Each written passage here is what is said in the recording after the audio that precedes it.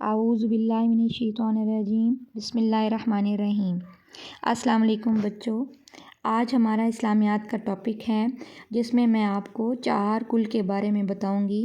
یہ چہار کل کیا ہیں، یہ ان کا مقصد کیا ہے۔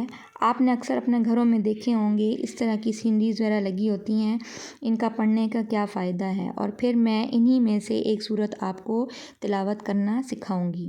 یہ چہار کل کیا ہیں، پہلے تو آپ کو ان کے نام آنے چاہیے۔ پہلی صورت ہے سورۃ الکافرون، دوسری صورت ہے سورہ اخلاص، تیسری صورت ہے سورہ فلق، اور چوتھی صورت ہے سورۃ الناس۔ چہار کل یعنی چار کل، ان کا پڑھنے کا مقصد کیا ہے۔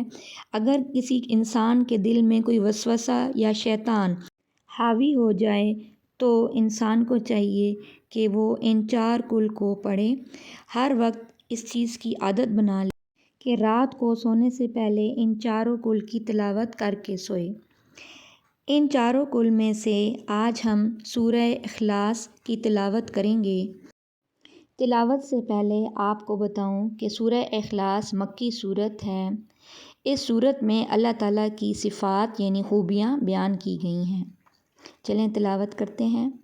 اعوذ باللہ من الشیطان الرجیم، بسم اللہ الرحمن الرحیم۔ قل هو اللہ احد اللہ الصمد لم یلد ولم یولد ولم یکن له کفوا احد، صدق اللہ العظیم۔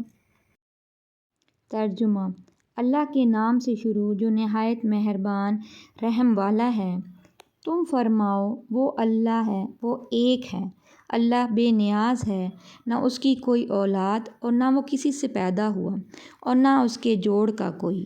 صدق اللہ العظیم۔